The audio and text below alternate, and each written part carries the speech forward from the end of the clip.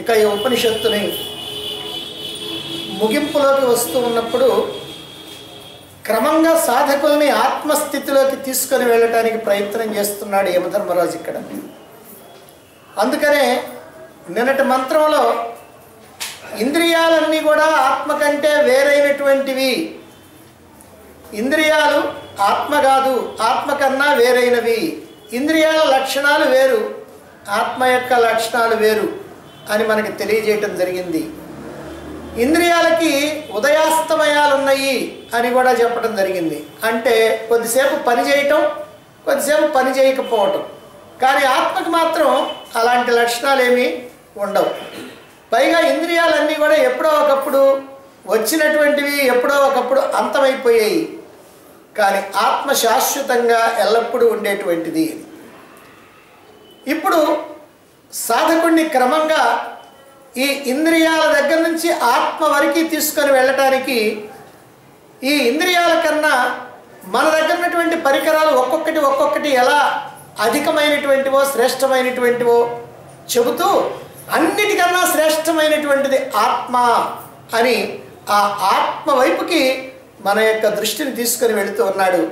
ఎందుకనంటే మనం ఆత్మగానే ఉండాలి గనక, మన యథార్థ స్వరూపం ఆత్మయే గనక, మనం ఇంద్రియాలో మనస్సో బుద్ధో కాదు గనక, వీటన్నిటికన్నా కూడా శ్రేష్టమైనటువంటిది ఆత్మ, అదే నీవు అని చెప్పటం కోసమని ఇదిగో ఒకదానికన్నా ఒకటి శ్రేష్టమైనటువంటిదని రాబోయేటువంటి 2 మంత్రాల్లో 7, 8 మంత్రాల్లో తెలియజేస్తూ ఉన్నాడు.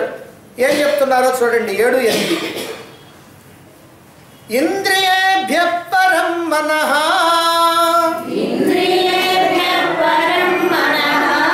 మనసః సత్వముత్తమం సత్వాదది మహానాత్మా మహతో వ్యక్తముత్తమం అవ్యక్తాత్తు పరపురుషః వ్యాపకో లింగ ఏవ చ యజ్ఞాత్వా ముచ్యతే జంతుః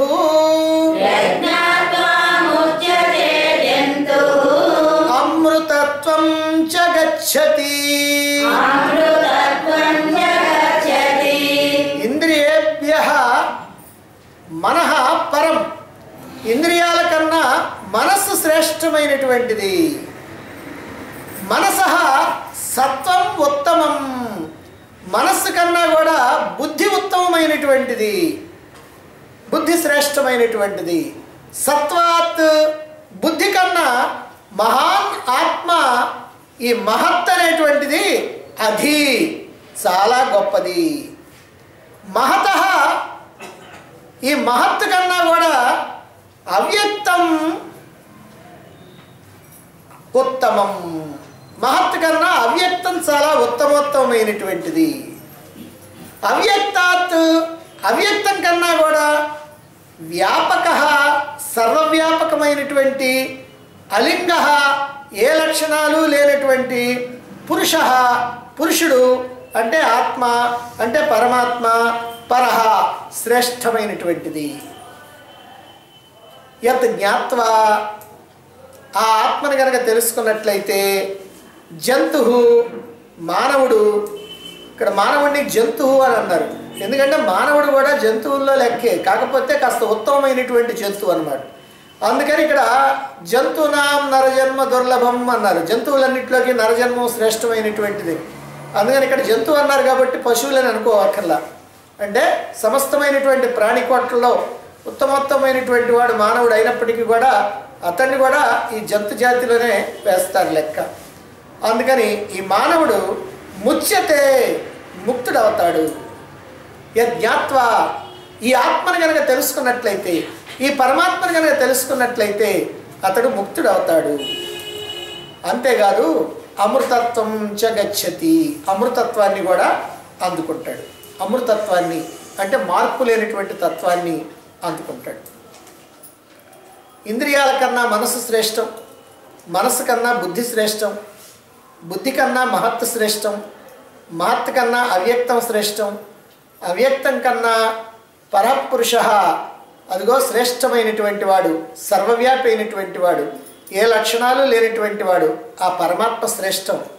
ఆ పరమాత్మని కనుక ఏ మానవుడైతే తెలుసుకుంటాడో అదిగో అతడు ముక్తుడవుతాడు, అతడు శాశ్వతమైనటువంటి ఆనందాన్ని పొందుతాడు, అతడు అమృతత్వాన్ని, ఏ మార్పులు లేనటువంటి స్థితిని పొందుతాడు అని ఈ 2 మంత్రాల ద్వారా మనకి తెలియజెప్తూ ఉన్నారు. భగవద్గీతలో ఇలాంటి శ్లోకాలు ఉన్నాయి అక్కడ. అలాగనే ఈ ఉపనిషత్తులో, కఠోపనిషత్తులో కూడా 3వ వల్లిలో 10, 11 మంత్రాలు ఇదే అర్థం వచ్చేటట్టుగా ఉన్నాయి. ఇక్కడ ఆత్మ కన్నా ఇంద్రియాలు భిన్నమైనటువంటివి, వేరైనటువంటివి, వాటి యొక్క స్వరూపం కానీ, వాటి యొక్క ఉత్పత్తి కానీ, వాటి యొక్క వ్యవహారం కానీ భిన్నంగా ఉంటాయి అని ఇంతకుముందు మంత్రంలో నిన్న మనం చెప్పుకున్నాం. వాటికి ఉదయాస్తమయాలు కూడా ఉన్నాయి, ఇంద్రియాలకి ఉదయాస్తమయాలు అవి కూడా ఉన్నాయి అని కూడా చెప్పుకున్నాం. అటువంటి ఇంద్రియాల కన్నా ఆత్మ వేరైనటువంటిదని, వేరు మాత్రమే కాదు సర్వశ్రేష్టమైనటువంటిదని, ఇంద్రియాల కన్నా కాదు, ఇంద్రియాల కన్నా గొప్పదైనటువంటి దానికన్నా గొప్పదైనటువంటి దానికన్నా గొప్పదైనటువంటి దానికన్నా అన్నిటికన్నా సర్వశ్రేష్టమైనటువంటిది అని ఈ మంత్రంలో మనం స్పష్టం చేస్తున్నారు. దీనితో మన యొక్క దృష్టిని ఇంద్రియాల మీద నుంచి ఒక్కొక్క మెట్టు పైకెక్కిస్తూ సర్వోన్నతమైనటువంటి ఆత్మ మీదకి మరలిస్తున్నారు. ఆత్మతో ఐక్యం కావాలని ప్రయత్నం చేస్తున్నారు ఇక్కడ గురువు అయినటువంటి యమధర్మరాజు. ఇంద్రియాల కన్నా మనస్సు శ్రేష్టము అన్నారు.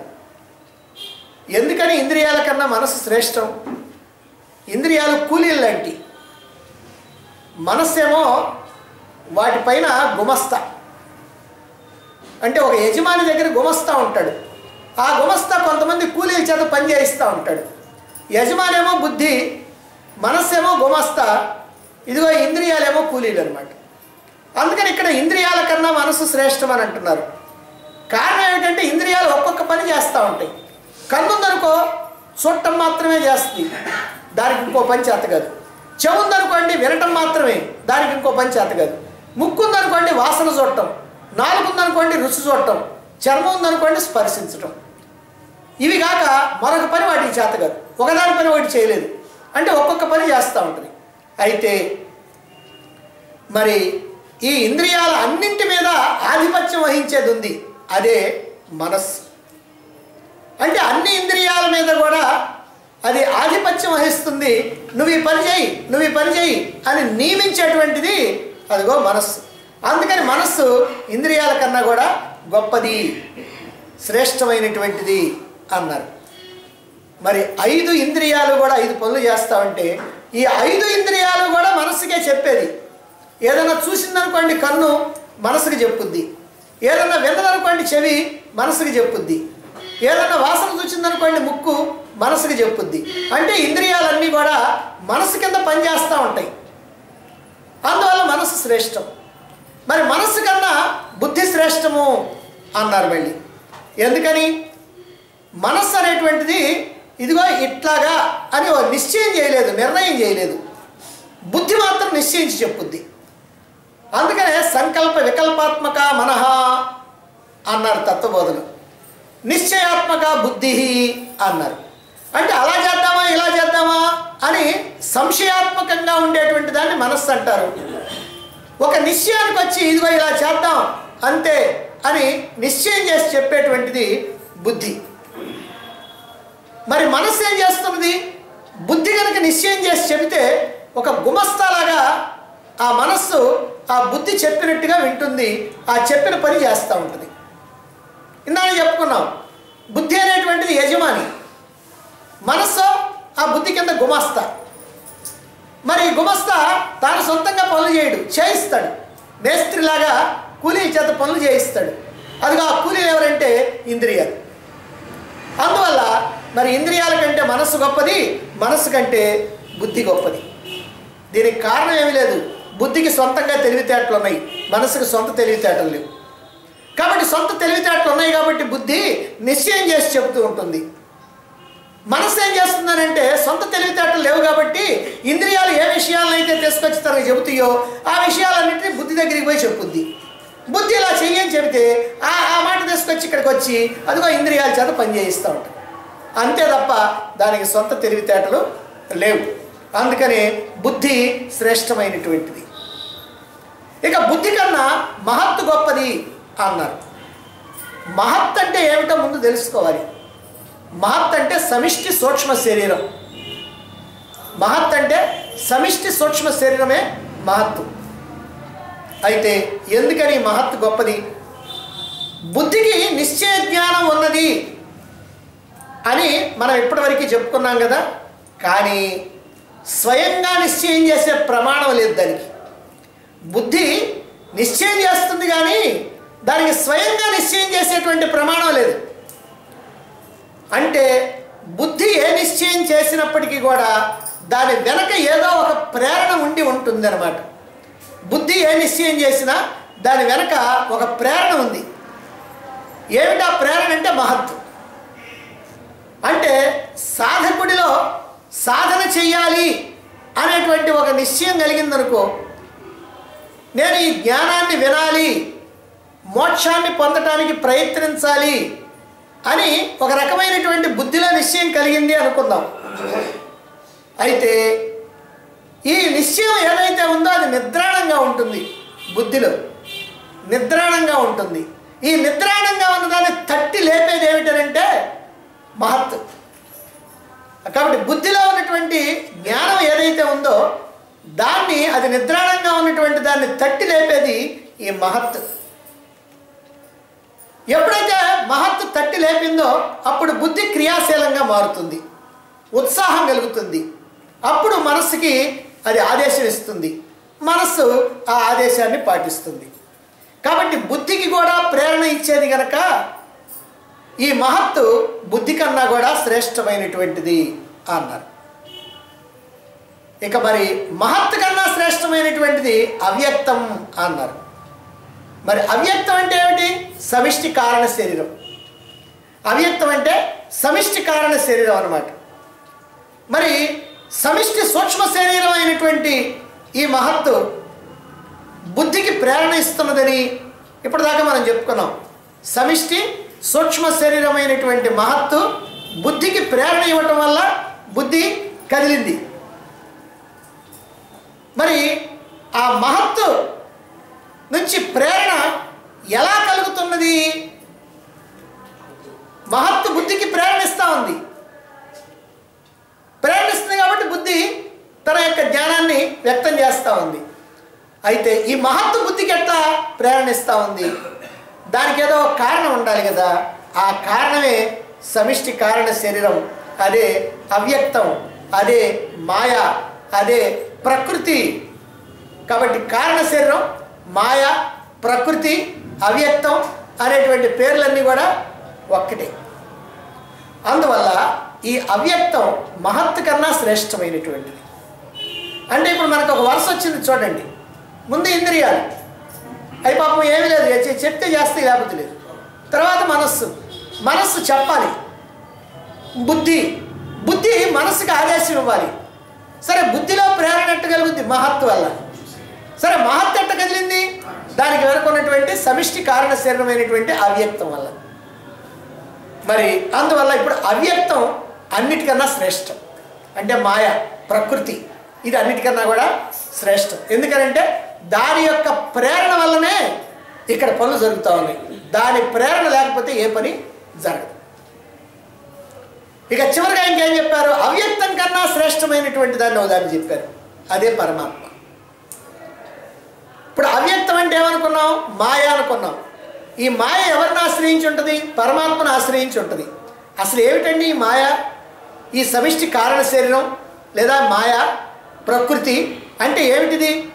ఏమిటనంటే ఎప్పుడైతే ప్రళయం జరిగిందో, సృష్టి అంతమైపోయిందో, సృష్టి అంతమైపోయినప్పుడు ఈ లోకంలో ఉన్నటువంటి సమస్తమైనటువంటి జీవరాశులు కూడా స్థూల శరీరాలు వదిలిపెట్టేసి సూక్ష్మ కారణ శరీరాలతో అవ్యక్తంలోకి పోతున్నాయి. ఈ అన్ని సూక్ష్మ శరీరాలు కలిస్తేనేమో సమిష్టి సూక్ష్మ శరీరమేమో బ్రహ్మ, అన్ని కారణ శరీరాలు సమిష్టి కారణ శరీరమేమో మాయ లేదా ప్రకృతి. కాబట్టి ఇప్పుడు ఈ ప్రకృతి మాయ ఎక్కడుంది?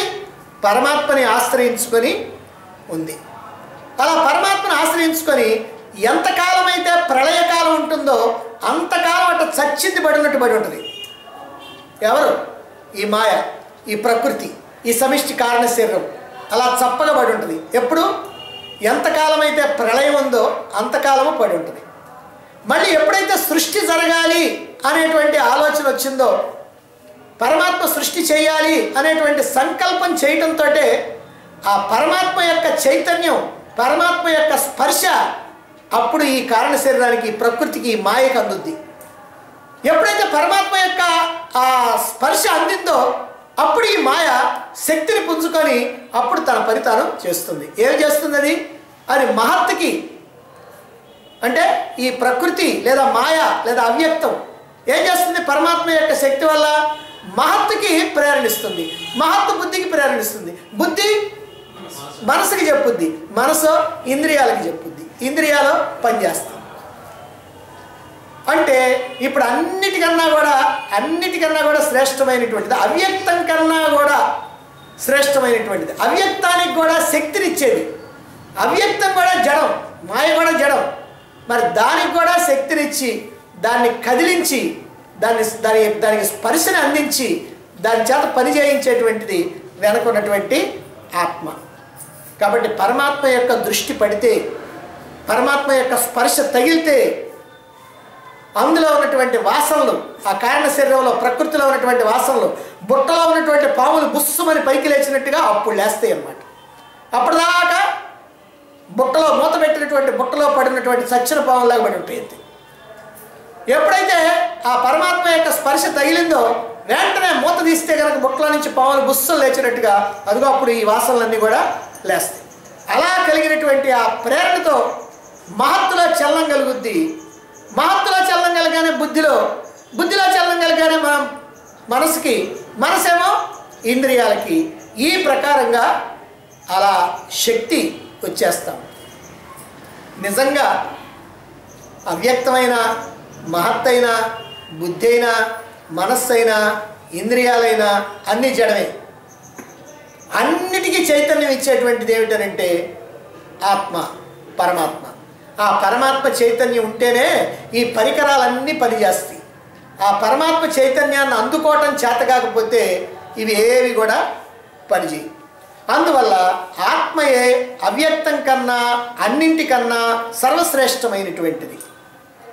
ఈ ఆత్మనే పురుషుడు అన్నారు. ఇక్కడ ఈ ఆత్మని పురుషుడు అన్నారు. ఎందుకంటే పురుషుడు అంటాం?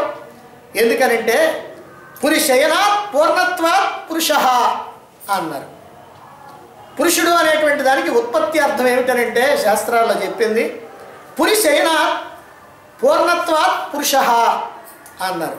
పురుషయనాత్ దేహం అనేటువంటి పురమనందు, శయనాత్ అంటే పడుకొని ఉంటుందని, అంటే దేహం అనేటువంటి పురమనందు నకసిక పర్యంతం వ్యాపించి ఉండి తన యొక్క చైతన్యాన్ని, తన యొక్క నిజ నివృత్తి రూపాన్ని అవ్యక్తం నుంచి దేహం వరకు, దేహం నుంచి అవ్యక్తం వరకు, అంటే ఏం చేస్తున్నాడు? నకసిక పర్యంతం వ్యాపించి ఉన్నటువంటి పరమాత్మ చైతన్యం ఏమవుతుంది?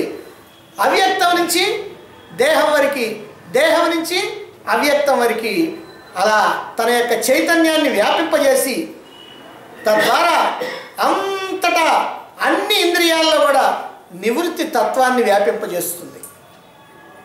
దాని నివృత్తి తత్వం ఉంది. ఏమిటా నివృత్తి తత్వం అని అంటే? దేనికి అంటుకోకుండా తనంతట తానుగా ఉండటం, కేవలంగా ఉండటం. అందుకనే పరమాత్మని ఏమన్నాం? కేవలం. పరమాత్మని కేవలం. మన మాదిరిగా అన్నీ ఆలోచించడం, ఏదో చేయటం ఇవన్నీ ఏముండవు. అది కేవలంగా ఉంటుంది అంతే. దానికి ఏ అవసరం లేదు, ఏ కోరిక లేదు. అందుకని అది కేవలంగా ఉంటుంది. అదిగో ఆ కేవలంగా ఉన్నటువంటి పరమాత్మ ఎవరైతే నువ్వే. అంటే నేను ఎట్టవుతానండి, నేను అన్నీ పట్టించుకుంటున్నాను, అందుకని నువ్వు అన్నీ పట్టించుకుంటున్నావు కాబట్టి నువ్వు ఆత్మ కాకుండా పోయావు. నువ్వు ఆ పట్టించుకోవటం వదిలేస్తే నువ్వు ఆత్మ అవుతావు. కాబట్టి ఆత్మ లక్షణం నీలోకి రావాలి. ఆత్మలక్షణం నీలోకి వస్తే నువ్వు ఆత్మ అవుతావు. అందుకని ఇక్కడ ఈ పరమాత్మ అన్నింటిలో కూడా ఇట్లా వ్యాపించేసి అన్నిటికి కూడా శక్తినిస్తూ ఉంటుంది.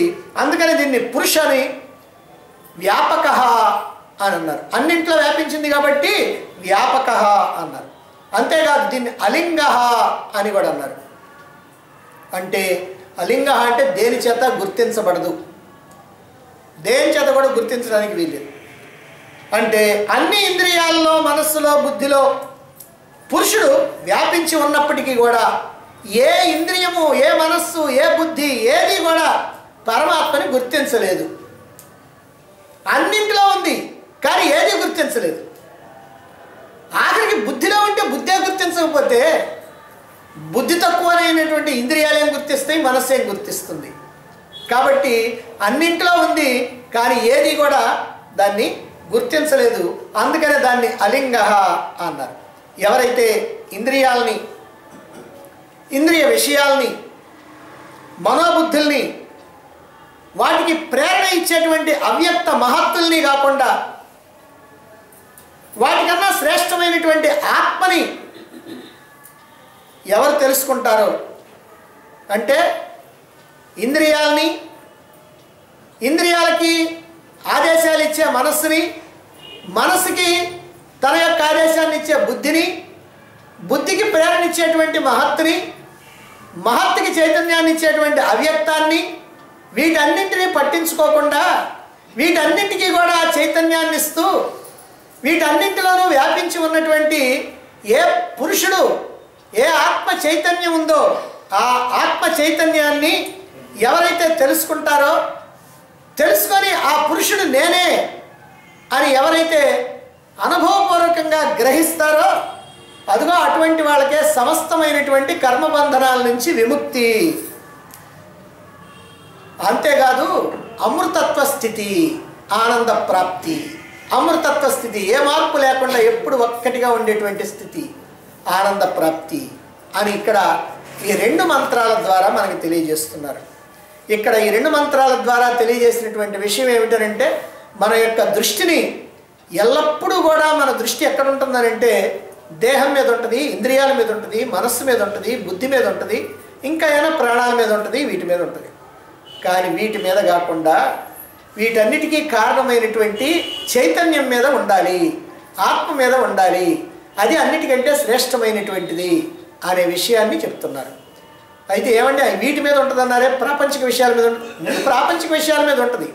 ఆ ప్రాపంచిక విషయాలను తెలుసుకునేది కూడా ఇక్కడ ఇంద్రియాలు, మనస్సు, బుద్ధి ఇవే కదా. అందుకని వీటన్నిటి మీద కూడా కాకుండా దృష్టిని ప్రపంచం మీద కాకుండా, ఈ పరికరాల మీద కాకుండా, ఈ పరికరాలన్నిటికి కూడా ఆధారభూతులైనటువంటి పరమాత్మ మీద నీ దృష్టిని మళ్లించి ఆ పరమాత్మని నేనే అనేటువంటి భావనలో ఉండు. ఆ పరమాత్మని నేనే అని తెలుసుకో. అలా తెలుసుకుంటే నీకు సమస్తమైనటువంటి కర్మబంధనాల నుంచి ముక్తి, శాశ్వతమైనటువంటి శాంతి, ఏ మార్పు లేకుండా ఉండేటువంటి అమృతత్వ స్థితి కలుగుతుంది అని ఇక్కడ చెప్పడం జరిగింది. అటువంటి ఆత్మని చేరుకోవటానికి చివరి సోపానాన్ని చూపిస్తున్నాడు ఇక్కడ గురువు.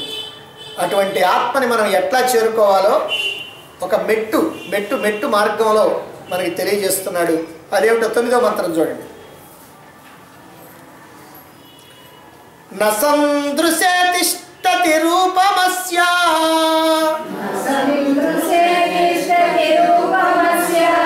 నచక్షుషా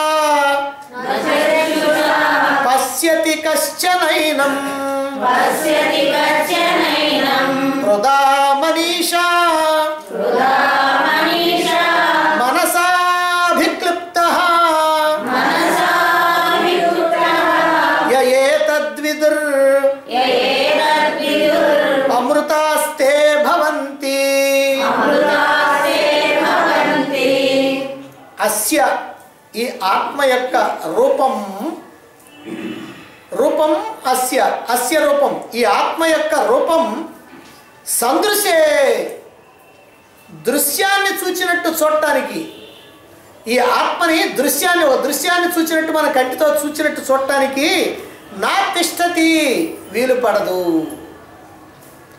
ఈ ఆత్మని ఎప్పటికీ కూడా ఈ కంటితో చూడటానికి వీలు పడదు. కశ్చన ఎవ్వడూ కూడా ఏనం దీనిని ఈ ఆత్మని చక్షుష కళ్ళతో అంటే మాంసమయమైనటువంటి ఈ నేత్రాలతో నా పశ్యతి చూడలేడు. దీంట్లో మీకే సందేహం అక్కర్లేదు. ఓ నచికేత, భగవంతుణ్ణి ఈ కళ్ళతోటి మాంసమయమైనటువంటి నేత్రాలతో ఎవడు కూడా ఎప్పుడు కూడా చూడలేడు. ఒక రూపాన్ని చూచినట్టుగా, ఒక దృశ్యాన్ని చూచినట్టుగా ఆత్మని చూడటం అనేటువంటిది కుదిరే పని కాదు. మనీషా హృద, మరి కుదరదంటే ఎట్లండి మాకు అని అంటావా? మనీషా హృద ప్రజ్ఞారూపమైనటువంటి బుద్ధి చేత, ఒట్టి బుద్ధి కాదు, ఇది ప్రజ్ఞారూపమైనటువంటి బుద్ధి చేత, మనస మననం చేత అంటే వివేకం చేత అభిక్లుప్త తెలియబడుతుంది. కనుక పరమాత్మను తెలుసుకోవడానికి వీల్లేదు అంటే అసలు వీల్లేదని కాదు. నీ దగ్గర ఉన్న పరికరాలను శుద్ధం చేసుకొని తెలుసుకోవాలి. మన ఇంట్లో వీణ ఉంది, దాన్ని కాస్త దాన్ని మోగించడం చేతం నీకు, ఎప్పుడు మోగించినా అది మోగటల్లా, ఏంటాలండి అని వదిలేస్తా ఉన్నాం. ఏమిటనంటే అది శృతి, ఆ వీణ మీద తీగలన్నీ కూడా శృతిలో లేవు. దాన్ని కాస్త శృతికి సరిచేయాల, దాన్ని తీగలు కాస్త గట్టిగా లాగి కట్టాల. అది ఎంతవరకు ఎట్లా లాగాలనో అంతవరకు లాగి కడితే ఆ తర్వాత దాన్ని వీణ మీద పాట పాడవచ్చు, వీణ మీద ఆ తీగల్ని మేటొచ్చు, మనకు కావాల్సినటువంటి సంగీతం వస్తుంది. అదే ప్రకారంగా మన దగ్గర ఇంద్రియాలు ఉన్నాయి, శరీరం ఉంది, ఇంద్రియాలు ఉన్నాయి, మనస్సు ఉంది, బుద్ధి ఉంది, ఉన్నాయి. కానీ ఇవేమీ తెలుసుకోలేవని చెబుతున్నారు. కానీ ఇక్కడ చెప్తున్నారు తెలుసుకోలేవంటే అసలు తెలుసుకోలేవు అని నిరాశ నిస్పృహల్లో పడిపోవటం కాదు. నువ్వు తెలుసుకోవాలి అని అంటే నీ దగ్గర ఉన్నటువంటి బుద్ధిని సరి చేసుకో. ఏం చేయాలట అది కూడా ఇక్కడ చెప్పారు. హృదా మనీషా అని అంటే ప్రజ్ఞారూపమైనటువంటి బుద్ధి చేత, బుద్ధిలో ప్రజ్ఞ అనేటువంటిది ఉంది. అదిగో ఆ ప్రజ్ఞని కాస్త బయటికి తీసుకురావాలి. ఒట్టి బుద్ధిని కనుక బయటికి తీసుకొస్తే ఏం లాభం లేదు, ఆ ప్రజ్ఞ బయటికి రావాలి. అట్లా కనుక వచ్చినట్లయితే ఆత్మ నీకు తెలియబడుతుంది. యహ ఎవరైతే ఏ తత్ విదుహు దీన్ని తెలుసుకుంటారో తే వాళ్ళు అమృత భవంతి, వాళ్ళు అమరులు అవుతారు, అమృతులు అవుతారు, మోక్షాన్ని పొందుతారు, శాశ్వతమైనటువంటి ఆనందాన్ని పొందుతారు అని ఇక్కడ తెలియజేస్తున్నారు. కాబట్టి ఓ నచికేత, ఆత్మని దృశ్యాన్ని చూచినట్టు చూడటానికి వీల్లేదు. ఈ కళ్ళతో ఎవరు కూడా పరమాత్మని ఇంతవరకు చూడలేదు, ఇక ముందు చూడబోరు. అయితే నువ్వు ఎలా తెలుసుకోవాలి అని అంటే ప్రజ్ఞతో కూడినటువంటి బుద్ధి చేత, నిరంతర విచారణ చేత అదిగో ఆత్మ తెలియబడుతుంది. ఎవరైతే ఈ విషయాన్ని తెలుసుకుంటారో, ఈ పరమాత్మను తెలుసుకునేటువంటి విధానాన్ని ఎవరైతే తెలుసుకొని ఆచరణలోకి పెట్టుకుంటారో వాళ్ళే మృత్యువుని దాటి అమరులు అవుతారు అని ఇక్కడ యమధర్మరాజు తెలియజేస్తూ ఉన్నాడు. క్రిందటి మంత్రంలో అలింగ అని ఒక మాట చెప్పారు. అలింగ అని అంటే చూడటానికి వీలయ్యేటువంటిది కాదు. అంటే మనలోనే ఆత్మ ఉంది కానీ మనం చూడలేము, ఇంద్రియాల్లో ఉంది కానీ ఇంద్రియాలు చూడలేవు, మనసులో ఉంది కానీ మనసు చూడలేదు, బుద్ధిలో ఉంది కానీ బుద్ధి చూడలేదు. అలింగ అంటే చూడటానికి వీల్లేదు. అంటే ఇంద్రియ మనోబుద్ధులు ఆత్మని గుర్తించలేవు. ఎందుకని అది ఎటువంటి లక్షణాలు లేనటువంటిది, దానికి ఏ లక్షణాలు లేవు దాన్ని గుర్తించడానికి. కాబట్టి చూడటం కానీ, వినటం కానీ, మాట్లాడటం కానీ, భావించటం కానీ, విచారించటం కానీ ఏది కూడా కుదిరేటువంటి పరిస్థితి కాదు. ఇదే భావాన్ని అనేకమైనటువంటి ఉపనిషత్తులు తెలియజేస్తున్నాయి. మన కేనోపనిషత్తులో కూడా ప్రారంభంలోనే ఈ మాట చెప్పారు.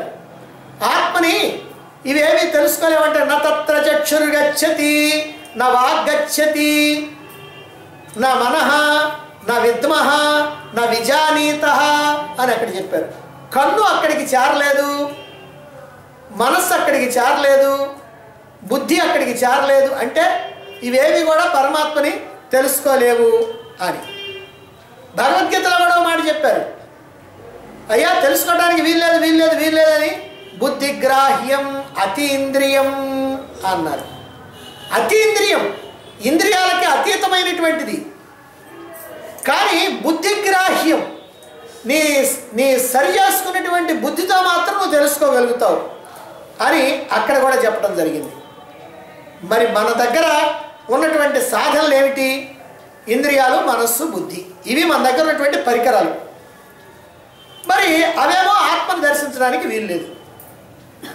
మన దగ్గర ఉన్న పరికరాలేమో ఈ మూడు ఆత్మను తెలుసుకోలేవు. మరైతే ఎట్టండి? సరే, ఆత్మను తెలుసుకున్నావులే, మానుకుందాం అంటావా?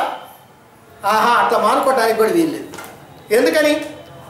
ఆత్మదర్శనమే, ఆత్మ సాక్షాత్కారమే మానవ జీవితం యొక్క పరమార్థమని, ఆత్మ సాక్షాత్కారాన్ని పొందటం కోసమే ఎంతో కష్టపడి ఎన్నో జన్మల్లో సుకృతాలు చేసి అద్భుతమైనటువంటి దుర్లభమైనటువంటి ఈ మానవ జన్మను తెచ్చుకున్నామని, ఈ దేహాన్ని వదిలే లోపల ఆత్మ సాక్షాత్కారాన్ని పొందాలని, అలా పొందలేకపోతే మహతీ వినష్టి, గొప్ప నష్టం జరుగుతుందని, ఆ నష్టం ఏమిటంటే ఈ సంసార జనన మరణ చక్రంలో ఇరుక్కుపోతామని ఇంతకు ముందే మనం తెలుసుకున్నాం. ఈ జన్మలోనే నువ్వు మోక్షాన్ని పొందాలి, అలా కనుక పొందకపోతే నువ్వు చాలా నష్టపోతావు, మళ్ళీ ఈ సంసార జన్మ మరణ చక్రంలో ఇరుక్కుంటావు, మళ్ళీ దుఃఖాల పాలవుతావు, నువ్వు శాశ్వతమైనటువంటి ఆనందాన్ని పొందలేవు. కాబట్టి ఈ జన్మను సద్వినియోగం చేసుకో అనేటువంటి విషయాన్ని ఇంతకుముందు మంత్రాల్లో మనం చెప్పుకున్నాం.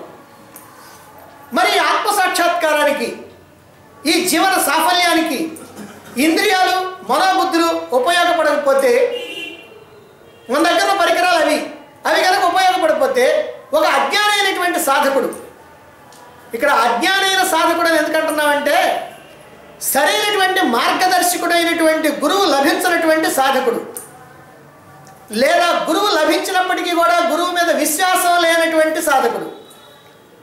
అదేమిటండి, గురువు లభించినా గురువు మీద విశ్వాసం లేని వాడు ఉంటాడంటే ఉంటారు. గురువు మీద విశ్వాసం ఉన్నటువంటి వాళ్ళు కొద్దిమంది ఉంటారు, గురువు మీద విశ్వాసం లేని వాళ్ళు కూడా కొద్దిమంది ఉంటారు.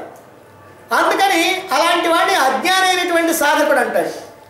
అంటే గురువు యొక్క మార్గదర్శకత్వం నీకు లేకపోయినా, ఒకవేళ గురువు కనుక నీకు ఉన్నప్పటికీ ఆ గురువు యొక్క సూచనలు నువ్వు పాటించకపోయినా, ఆ గురువు మీద నీకు నిజమైనటువంటి విశ్వాసం లేకపోయినా, అదిగో అటువంటి వాడు, అటువంటి సాధకుడైనటువంటి వాడు శృతుల చేత చెప్పబడినటువంటి దివ్య జీవనాన్ని గడపటానికి నిరుత్సాహం పొందుతాడు.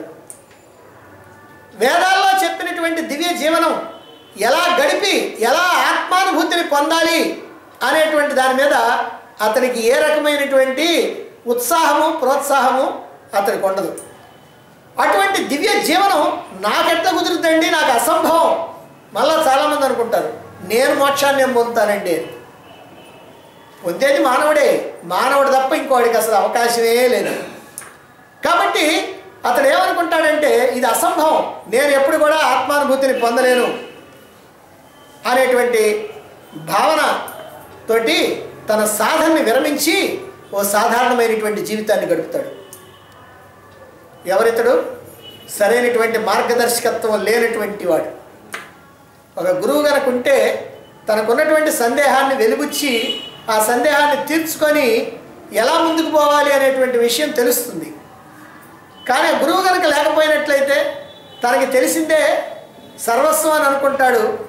అయ్యా, ఈ మోక్షాన్ని అందుకోవాలంటే, ఆత్మానుభూతిని పొందాలంటే ఆత్మని ఏవి తెలుసుకోలేవంట, ఇంద్రియాలు, మనస్సు, బుద్ధి, కాబట్టి ఇంకెందుకు అనవసరంగా నేను మానుకుంటా అనేటువంటి స్థితికి వస్తాడు.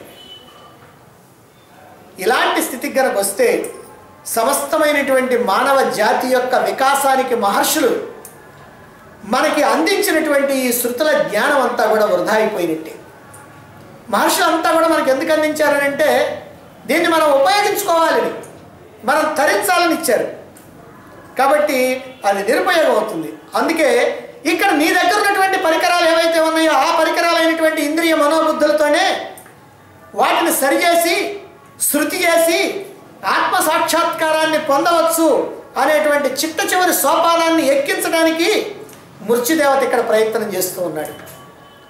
అయ్యా, నువ్వు నిరాశపడాల్సినటువంటి పని లేదు. నీ దగ్గర ఉన్నటువంటి ఏ పరికరాలు అయితే ఉన్నాయో ఆ పరికరాలతోటే నువ్వు ముందుకు పోవచ్చు. కాకపోతే ఆ పరికరాలు నువ్వు శృతి చేసుకోవాలి, సరి చేసుకోవాలా, శుద్ధి చేసుకోవాలి అని అంటున్నాడు. ఇంద్రియాలనేమో నిగ్రహంలో పెట్టుకోవాలా, మనసునేమో శుద్ధి చేసుకోవాలా, బుద్ధిలోనేమో ప్రజ్ఞలు లేపాలా.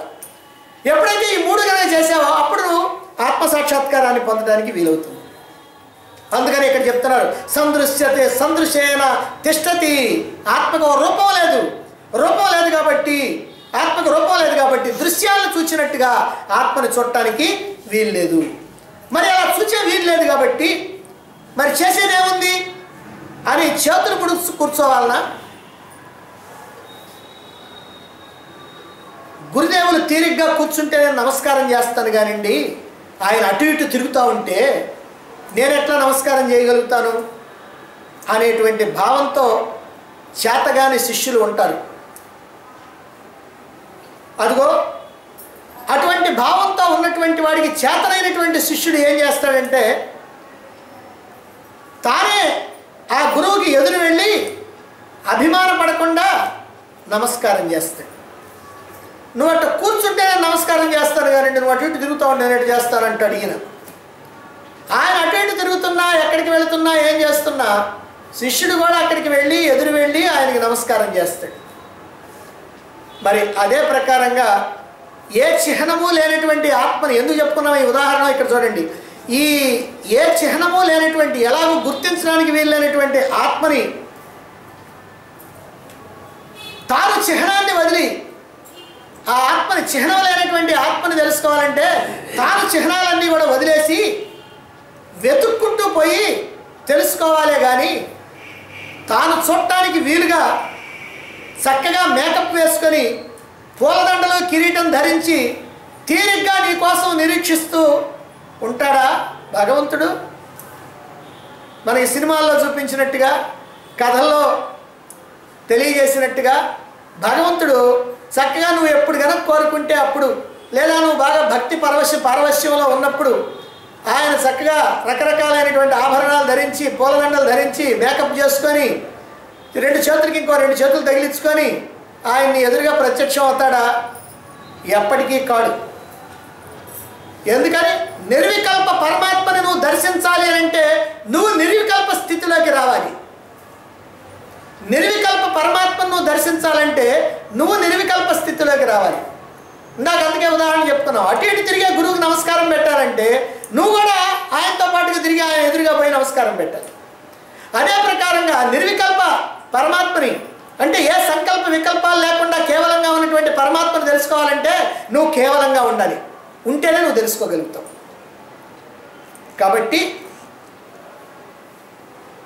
నేను పరమాత్మను తెలుసుకోవాలంటే నాకు భక్తి ఉంటే చాలండి, నేను పరమాత్మని బాగా చక్కగా పూజిస్తే చాలండి, నేను పరమాత్మ చెప్పినటువంటి విధంగా నడుచుకుంటే చాలండి, ఈ మానవ జీవితాన్ని ఉన్నతంగా తీర్చిదిద్దుకుంటే చాలండి అని అంటే మాత్రం కుదరదు. నేను ఇంత భక్తిగా ఉన్నాను, నేను ఇంత పూజలు చేస్తున్నాను, ఇంత నైవేద్యం సమర్పిస్తున్నాను, ఇన్ని శాస్త్రాలని పురాణాలని చదువుతున్నాను, వింటున్నాను, ఇన్ని శాస్త్రాలను చెబుతున్నాను, ఆ భగవంతుడు నాకు కనపడకపోతాడా, ఆయనంత నిర్దయుడా అంటావేమో. అందుకే ఇక్కడ ఎంతో చక్కగా స్పష్టం చేస్తున్నారు. ఏమని? కశ్చన ఏనం చక్షుష నా పశ్యతి. కశ్చన ఎవ్వడు కూడా ఏనం ఈ ఆత్మని చక్షుష ఈ కళ్ళతో నా పశ్యతి చూడలేడు. నువ్వు ఎంత భక్తుడైనా సరే, పరమ భక్తాగ్రేసరుడు అయినా సరే, పరమ జ్ఞానివైనా సరే, నువ్వు ఎంత గొప్పవాడివైనా సరే, నీలో జీవభావం ఉంది అని అంటే నీకు పరమాత్మ దర్శనం లేదు. ఎవడు కూడా ఈ ఆత్మని కళ్ళతో చూడలేడు అనేటువంటి విషయాన్ని చెప్పడం. అందుకే మరి ఇంతవరకు కథల్లో కానీ, పురాణాల్లో కానీ, సినిమాల్లో కానీ ఎక్కడైనా భగవంతుడు ప్రత్యక్షం అయ్యాడండి అని చెప్పేటువంటి సంఘటన కానీ, చూపేటువంటి సంఘటన కానీ ఏవైతే ఉన్నాయో అవన్నీ కూడా శుద్ధ తప్పు. ఒక్క ఈ సందేహం అక్కర్లేదు, అది పూర్తిగా 100% తప్పు అని మంత్రం మనం స్పష్టం చేస్తాం.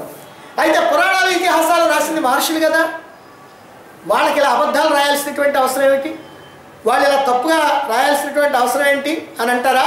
నిజం, వాళ్ళకే లాభం లేదు. నిజంగా ఏదో ప్రయోజనం కోరుకున్నటువంటి వాళ్ళు కాదు మహర్షులైనటువంటి వాళ్ళు. నీ దగ్గర నుంచి ప్రశంసలు కోరుకునేటువంటి వాళ్ళు కాదు మహర్షులైనటువంటి వాళ్ళు. వాళ్ళకి అబద్ధాలు చెప్పాల్సినటువంటి అవసరం లేదు. ఏదో గొప్ప కోసం అని చెప్పి అవాకులు చవాకులు పేలేటువంటి వాళ్ళు కాదు మహర్షులు, మహాత్ములైనటువంటి వాళ్ళు. మరైతే ఎందుకు చెప్పారు అట్లాగా? అదే మనం జాగ్రత్తగా ఆలోచించాలి. ఎందుకనంటే సామాన్యులైనటువంటి వాళ్ళని భగవంతుని వైపు తిప్పడానికి, భగవంతుని యందు భక్తిని కలిగించడం కోసమని. అదిగో అలా పురాణాల ద్వారా, కథల ద్వారా ఇలా చెప్పారు. అంతే తప్ప ఎవ్వరు కూడా ఈ మాంసమయమైనటువంటి కళ్ళతోటి పరమాత్మను చూడటం కుదిరేటువంటి పని కాదు. మీరు కనుక ఇలా భగవంతుని కోసం కనుక కృషి చేస్తే, మీరు కనుక ఇలా భక్తితో ఉంటే, మీరు కనుక ఇలా భగవంతుని కనుక ఎప్పుడు స్మరిస్తూ ఉంటే, భగవంతుడు ప్రత్యక్షమై కోరిన కోరికలు మీకు తీరుస్తుంటాడు అని అలా చెబితే తప్ప వీళ్ళు ఆ భగవంతుడి వైపు తిరగరని. చిన్నపిల్లలకు కనుక మనం ఎట్లయితే వాళ్ళ చేత పని చేయించుకుంటాకోవాలంటే వాళ్ళకి ఏదైనా తాయిలం పెడతామో, అదిగో అదే ప్రకారంగా భగవంతుడు కూడా వీళ్ళకి తాయిలాలు పెడుతున్నాడు. మీ కోరికలు తీరాలంటే అదిగో భగవంతుడిని ఆశ్రయించండి, అలాగన్నా భగవంతుడిని ఆశ్రయిస్తారు. కాబట్టి అంతే తప్ప ఏనాటికి కూడా ఈ కళ్ళతో పరమాత్మను చూడటం అనేటువంటిది కుదిరేది కాదు. ఇక్కడ కన్ను మాత్రమే చెప్పారు కదా, కంటితో చూడటం కుదరదని. కన్ను మాత్రమే కాదు, కంటితో చూడటానికి కుదరదు, చెవితో పరమాత్మను వినటానికి కుదరదు, ముక్కుతో పరమాత్మ యొక్క వాసన చూడటానికి కుదరదు, నాలుకతో పరమాత్మ యొక్క రుచి చూడటానికి కుదరదు, చర్మంతో పరమాత్మను స్పర్శించడానికి కుదరదు. అంటే ఇక్కడ ఉపలక్షణంగా చెప్పారు కన్ను, అందుకని అన్నీ కూడా ఉన్నట్టే. ఇక మనస్సు కూడా పరమాత్మని భావించలేదు. అంటే ప్రాపంచికమైనటువంటి వస్తువుల్ని, విషయాల్ని గ్రహించగలిగేటువంటి ఇంద్రియాలు పరమాత్మని ఎన్నటికీ తెలుసుకోలేవు.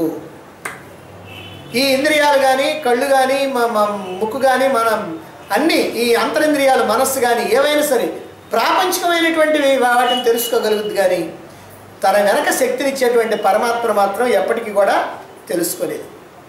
సరే, తెలుసుకోలేదు, బాగానే ఉంది. మరి ఎలాగండి ఆత్మ సాక్షాత్కారం? ఎలాగంటే ఇక్కడ చెప్తున్నారు ఏమని, మనసా సహా. అంటే మానవుడి యొక్క బుద్ధిలో అవ్యక్తంగా ఉన్నటువంటి సహజ జ్ఞానం వల్ల, మానవుడి యొక్క బుద్ధిలో అవ్యక్తంగా అంటే వ్యక్తం కాకుండా లోపల దాగి ఉన్నటువంటి జ్ఞానం వల్ల సాధకుడు పరమాత్మను తెలుసుకోగలుగుతాడు. అంటే బుద్ధిలో ఉన్నటువంటి అవ్యక్త జ్ఞానం వల్ల తెలుసుకోగలుగుతాడు.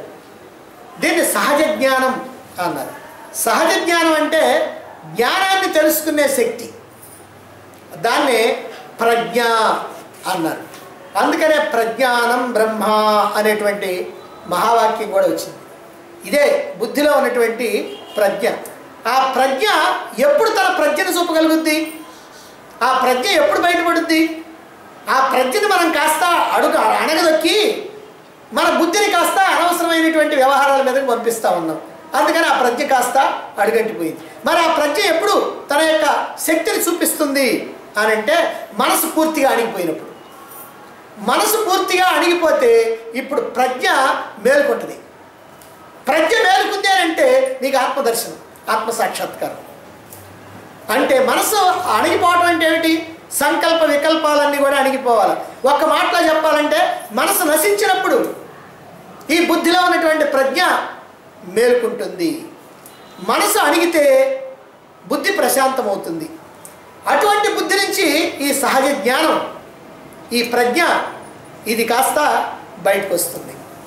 అందువల్ల బుద్ధి అప్పుడు అంతర్ధానమై ప్రజ్ఞ మాత్రం మిగులుద్ది. ఈ ప్రజ్ఞ ద్వారానే పరమాత్మను అందుకుంటాం. అందుకనే ఇంద్రియాలు, మనస్సు, బుద్ధి పరమాత్మను తెలుసుకోలేవు, పరమాత్మను తెలుసుకోలేవు అని చెబుతూ ఉంటే బుద్ధి కూడా తెలుసుకోలేకపోతే ఎట్టనండి అని అంటాం. అందుకనే బుద్ధి కూడా తెలుసుకోలేకపోతే అంటే బుద్ధిలో ఉన్నటువంటి ప్రజ్ఞ మాత్రమే తెలుసుకుంటుంది. ఆ ప్రజ్ఞ ఏమో అవ్యక్తంగా దాగి ఉంది, ప్రజ్ఞ దాగి ఉంది, బుద్ధి పైకి వచ్చింది. అందుకని ఈ బుద్ధి ఏం చేస్తుందంటే ఈ ప్రాపంచికమైనటువంటి వ్యవహారాల్లో పడి కొట్టుకుంటాం. ఇలా కొట్టుకున్నంత కాలము కూడా మనసు ఆలోచనలు చేస్తూ ఉంటుంది. మనసు ఆలోచనలు చేస్తూ ఉన్నంత కాలం కూడా ఈ ప్రజ్ఞ అణిగిపోయి ఉంటుంది. కనుక ఈ మనస్సు అణిగిపోవాలా, బుద్ధి అంతం కావాలంటే ప్రాపంచిక విషయాలతో ఉన్నటువంటి బుద్ధి అంతం కావాలా, ఇప్పుడు ప్రజ్ఞ అనేటువంటిది వేస్తుంది. అప్పుడే ఆత్మదర్శనం, అప్పుడే ఆత్మ సాక్షాత్కారం, అప్పుడే ఆత్మానుభూతి. ఆత్మానుభూతి అని అంటే తర్వాత ఏదో చాలా కాలానికి కలగటం కాదు. నీలో ఎప్పుడైతే ఆలోచనలు అణిగిపోయినాయో, సంకల్ప వికల్పాలు అణిగిపోయినాయో, బుద్ధిలో ఉన్నటువంటి ప్రజ్ఞ లేచిందో అదే ఆత్మ సాక్షాత్కారం. ఇంకా అంతే, ఒక క్షణం కూడా ఉండాల్సినటువంటి అవసరం లేదు. ఇలా మనస్సు అణగటం మీదనే ఆత్మ సాక్షాత్కారం ఆధారపడి ఉన్నది అని తెలిస్తే మరి మనం ఏం చేయాలి? మనసు అడగటం వల్లనే కదా ఆత్మ సాక్షాత్కారం. మరైతే మనం ఏం చేయాలండి? ఏం చేయాలి? మనసు అడగటానికి ప్రయత్నం చేయాలి. మనసు అడగటానికి ఏం చేస్తామండి? ప్రగాఢ ధ్యానం. ధ్యానం విజయవంతం కావాలంటే ఎట్లనండి? శాస్త్రజ్ఞానం. కాబట్టి వట్టి ధ్యానం వల్ల ప్రయోజనం లేదు. మనసు ఎప్పుడు అడుగుతానంటే జ్ఞానంతో కూడుకున్నటువంటి ధ్యానం వల్ల. కాబట్టి శాస్త్రజ్ఞానం ఏదైతే ఉందో అది నీ అణువణువు కూడా వ్యాపించాలి. శాస్త్రజ్ఞానం, ఆ అణువణువు వ్యాపించినటువంటి శాస్త్రజ్ఞానం ఏదైతే ఉందో దాని కారణంగా ఈ మనస్సులో ఏకాగ్రత కలుగుతుంది. ఈ ఏకాగ్రత కాస్త మనస్సులో నుంచి అన్ని రకాలైనటువంటి ఆలోచనల్ని అంతం చేస్తుంది. కాబట్టి ఈ సాధన వల్లనే ప్రజ్ఞ మేలుకొని ఆత్మను తెలుసుకుంటుంది. ఆత్మను తెలుసుకోవటం అంటే తనను తాను తెలుసుకోవటమే. అంటే ఆ ప్రజ్ఞే బ్రహ్మ, ఆ ప్రజ్ఞే పరమాత్మ. ప్రజ్ఞానం బ్రహ్మ అన్నది నిజంగా ఇక్కడ ఈ మహావాక్యాన్ని చాలా చక్కగా అర్థం చేసుకోవటం కోసమే దీన్ని ఇంత సాగదీసి చెప్తా ఉంది. ప్రజ్ఞానం బ్రహ్మ అనేటువంటిదని. ఎందుకనంటే మనం సాధారణంగా ఏమంటామంటే దేన్నన్నా తెలుసుకోవాలంటే మనం కొంత శ్రమ చేయాలి. అంటే ఎక్కడికో పోవాలి, దాని గురించి ఏదో ముందుగా విచారణ చేయాలి, ఇవన్నీ చేయాలి. కానీ ఇక్కడ ఏమిటంటే మనసు కనుక అడిగిపోయిందంటే, అంటే మనసులో ఉన్నటువంటి ఆలోచనలు సంకల్ప వికల్పాలు కనుక ఆగిపోయినాయి అని అంటే ఏమవుతుంది? బుద్ధిలో ఉన్నటువంటి ప్రజ్ఞ మేలుకుంటుంది. బుద్ధిలో ఉన్న ప్రజ్ఞ మేలుకుందనంటే ఆ ప్రజ్ఞ ఆత్మే, ఆ ప్రజ్ఞ బ్రహ్మమే. ప్రజ్ఞానం బ్రహ్మ అంటే అది మోక్షమే. కాబట్టి ప్రజ్ఞ మేలుకున్న తర్వాత ఏమంటే ఈ ప్రజ్ఞ తెలుసుకుంటుందండి అని అంటే ఈ ప్రజ్ఞ తెలుసుకోవడానికి ఒక కొంతకాలం పట్టుద్దని అనుకుంటారు. అదేం అక్కర్లేదు, ఆ ప్రజ్ఞే బ్రహ్మం అంతే. ఇలా ఎవరైతే జీవితంలోనే ఈ జన్మలోనే ఈ దేహం ఉండగానే తనను తాను తెలుసుకుంటాడో, తన యథార్థ స్వరూపం ఏదో ఆ స్వరూపాన్ని, ఆ ఆత్మని తెలుసుకుంటాడో, తాను ఆత్మని ఎవరైతే అనుభూతి చెంది అలా ఆత్మగా ఉండిపోతాడో, ఎవరి యొక్క మనోబుద్ధులు అంతమైపోతాయో, అంటే మనసులో సంకల్ప వికల్పాలు ఆగిపోతాయో, అటువంటి వాడు ఇక జన్మించే పని లేదు. అతనికి జన్మ లేదు. జన్మ లేదు అని అంటే మరణం కూడా లేదు. ఎందుకంటే పుడితే చేస్తాడు కానీ అసలు పుట్టకపోతే సత్య పనే ఉంది. అందుకని జన్మ లేదు, మరణం లేదు. అతడు ఎప్పుడు కూడా అమరుడే. ఈ జనన మరణ రూప సుడిగుండం ఏదైతే ఉందో, ఈ పుట్టడం చావటం అనేటువంటి సుడిగుండం ఏదైతే ఉందో, అదిగో దాంట్లో నుంచి బయటపడి కేవలంగా ఆనందంగా, ఆనంద స్వరూపంగా అలా ఉండిపోతాడు. ఇది మనకి ఈ మంత్రం ద్వారా మనం తెలుసుకోవాల్సింది. అంటే వీటి ద్వారా నువ్వు ఆత్మను తెలుసుకోలేవు. అదిగో ఎప్పుడైతే ఆ ప్రజ్ఞని మేలుకొలుపుతావో అప్పుడు మాత్రమే ఆత్మానుభూతి కలుగుతుంది అని. మరి ఆత్మ సాక్షాత్కారానికి వీలు పడేటువంటి విషయాన్ని తర్వాత మంత్రంలో నొక్కి చెబుతూ ఉన్నారు. కారణం ఏమిటంటే ఇది ముఖ్యమైనటువంటి విషయం. ఇదే అవగాహన చేసుకోవాలి, అర్థం చేసుకోవాలి. సాధకుడైనటువంటి వాడు, ముముక్షువైనటువంటి వాడు అర్థం చేసుకోవాలి. అందుకని ఈ విషయాన్ని మరొక రూపంలో గట్టి చేయటం కోసమని చెప్పబోతున్నారు. అంటే ఎప్పుడు మోక్ష స్థితిలో ఉన్నట్టు మోక్ష స్థితిని కూడా వర్ణించబోతున్నారు. అదేమిటో మనం రేపు తెలుసుకుందాం.